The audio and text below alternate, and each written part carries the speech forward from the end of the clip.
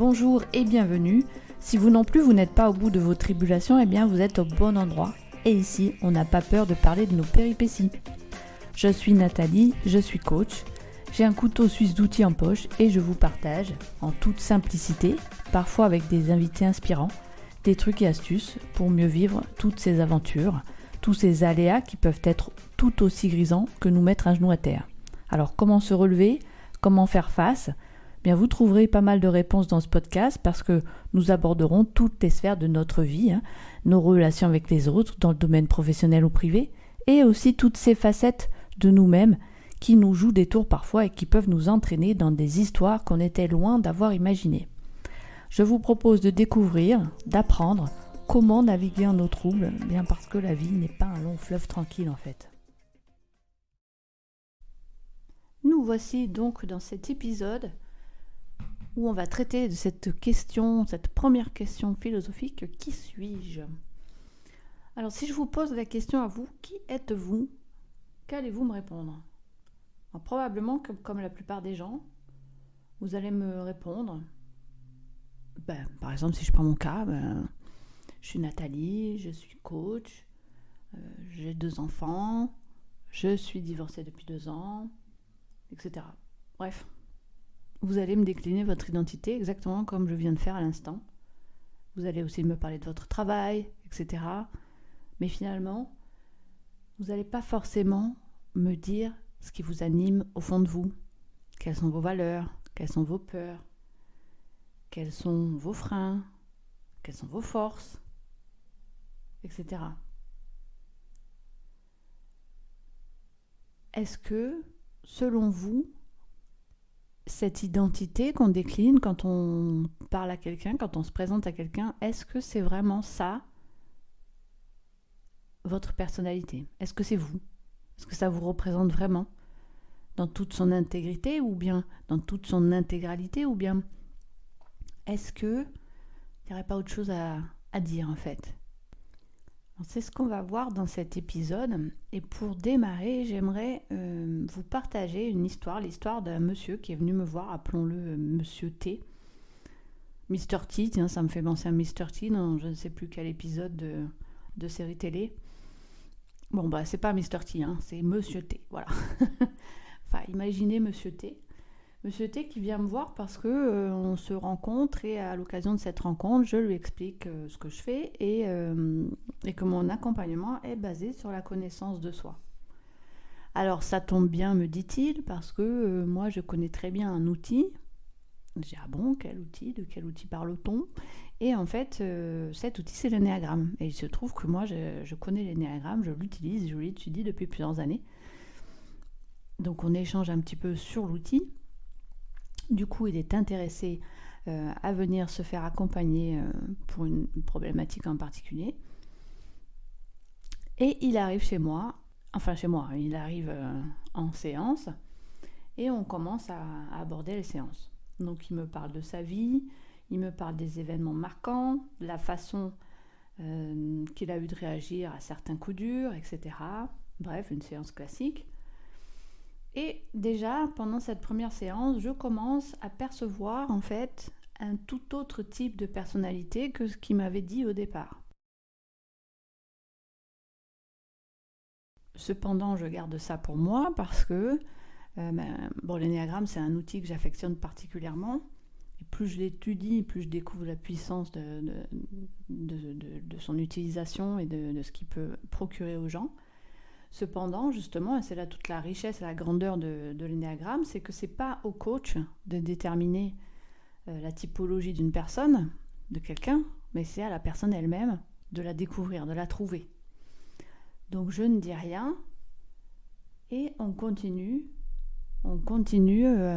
nos séances que j'oriente toujours en commençant par la connaissance de soi, parce que j'estime que c'est une base, c'est un chemin qu'on devrait tous prendre. Alors bien sûr, on peut le faire seul, mais on n'est pas obligé de le faire seul. C'est vraiment quelque chose qu'on peut faire en étant accompagné. Mais on doit s'engager soi-même vers ce cheminement. Alors, c'est un cheminement qui peut être long, qui peut être compliqué, suivant ce qu'on a déjà vécu. Et possible aussi qu'on n'en voit pas l'issue tout de suite. Vous savez, comme Cette clairière, au bout du chemin, c'est possible qu'on ne l'aperçoive pas tout de suite, que le chemin il soit un petit peu plus long que prévu. Il se peut aussi qu'on arrive à prendre des chemins de traverse. C'est pour ça que c'est utile de se faire accompagner pour que le coach puisse vous ramener justement dans le bon chemin, vous puissiez garder la boussole, maintenir le cap vers l'issue, vers la connaissance de vous-même, vers cette clairière qui va finalement s'approcher, se rapprocher et finalement se découvrir à vous. Parce que croyez-moi, le chemin, aussi complexe soit-il, aussi dur soit-il, il s'ouvre toujours sur la clairière. Et avec la clairière, vous pouvez imaginer tout ce qui va se passer à partir de là. Tout s'ouvre. Alors on continue notre chemin avec Monsieur T. Et au fur et à mesure des séances, on va finir par aborder ses peurs notamment. Et les peurs, chez Monsieur T en fait, elles sont beaucoup plus nombreuses, beaucoup plus fortes que ce qu'il avait pu laisser paraître. Ce qu'il laisse paraître en général. Il y a les peurs qu'il exprime clairement, consciemment je dirais, et puis les autres qui sont masquées, alors consciemment ou pas d'ailleurs, mais en tout cas elles n'apparaissent pas du tout au premier abord, mais elles sont là. C'est vraiment une personnalité chez qui les peurs sont omniprésentes. Bien entendu, parallèlement à ça, on va aborder les forces. Et une des grandes forces de Monsieur T, c'est le courage. Alors, je vais vous partager une des expériences qu'il a vécues. Parce que ça me semble important d'aborder cette phase-là de sa personnalité. Alors, imaginez-vous, vous êtes français, vous vivez dans une favela au Brésil depuis plusieurs mois. Vous vivez comme les gens dans les favelas, c'est-à-dire dans la pauvreté absolue. Une langue que vous maîtrisez au fur et à mesure, parce que ce n'est pas quelque chose que vous parlez au départ, le brésilien, portugais brésilien.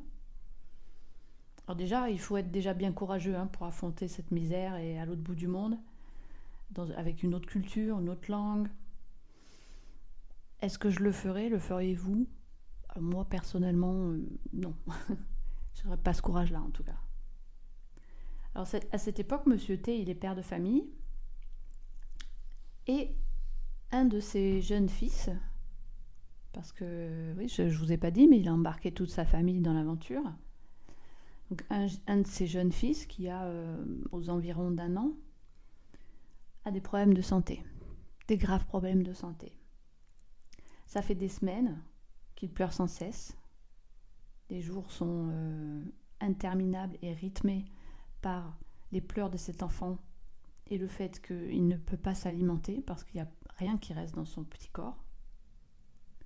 Donc imaginez la scène, on est dans une des régions les plus pauvres du monde, dans une favela au Brésil, on ne parle pas français, notre enfant est très très malade, il est en détresse, il est en souffrance et au dispensaire en fait, chaque fois qu'il y va, on lui donne ou des traitements ou des choses à faire, mais en fait il n'y a rien qui marche, il n'y a rien qui fonctionne. Puis finalement ils ne savent pas vraiment ce qu'il a cet enfant.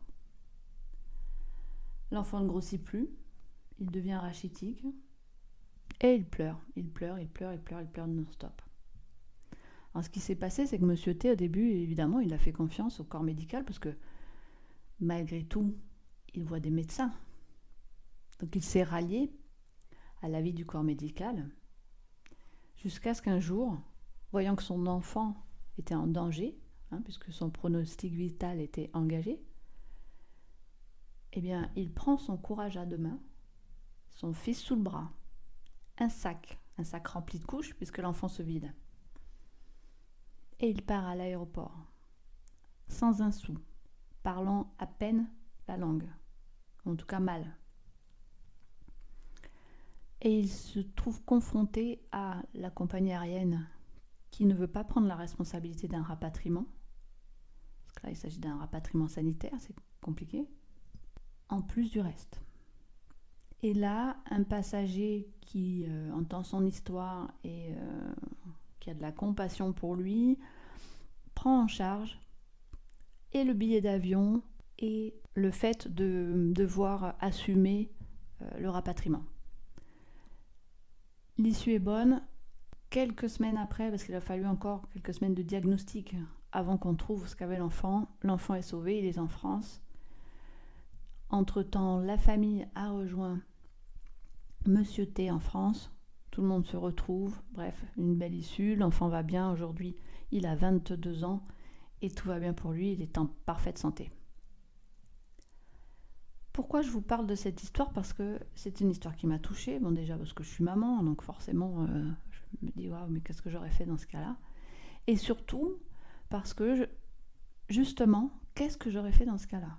Qu'est-ce que vous auriez fait dans ce cas-là? Alors, j'imagine que là, en entendant l'histoire, vous vous dites mais moi j'aurais réagi comme ça, mais moi j'aurais fait ça, j'aurais eu ça comme comportement, comme réaction, etc. Alors, en effet, on a tous et toutes une façon de réagir différente et qui est vraiment en lien avec qui on est à l'intérieur de nous.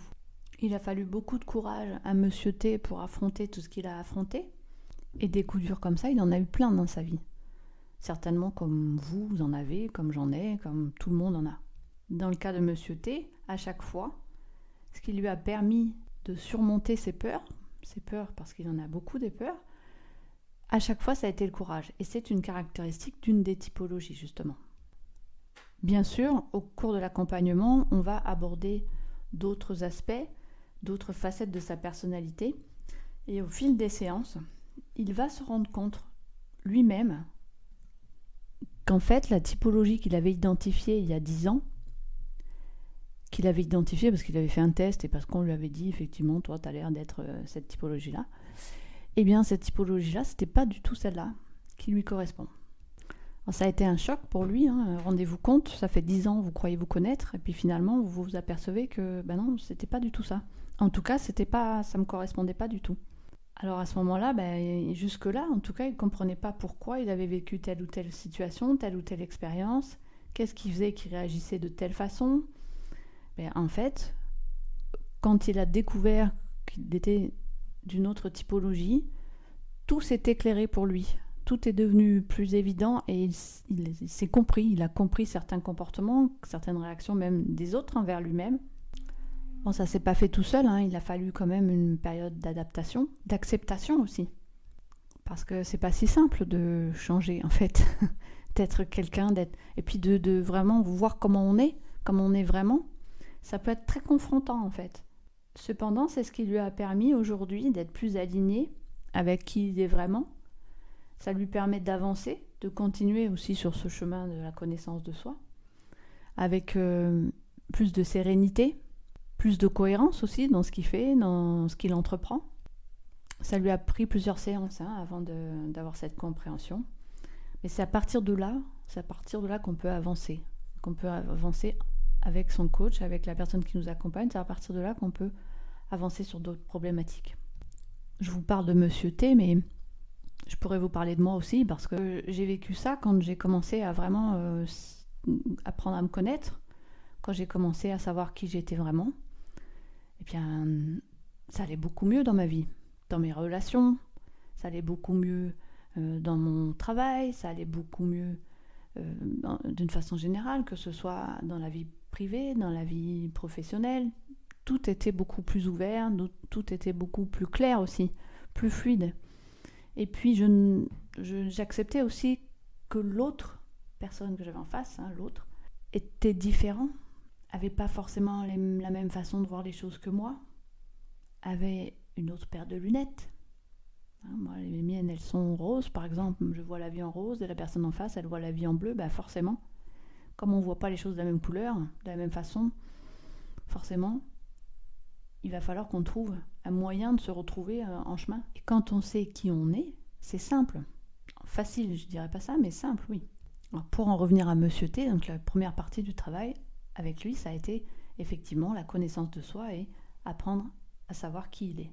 Et puis ensuite, on a abordé les autres problématiques. Et maintenant qu'il sait avec quelle typologie il fonctionne, qu'il sait qu'il a 1001 peurs à affronter et qu'il en aura toujours 1001, eh bien, il sait mettre en place ses forces pour les affronter, ses peurs. Et c'est justement une des caractéristiques d'une certaine typologie. Alors si je vous repose la question à vous, savez-vous vraiment qui vous êtes ?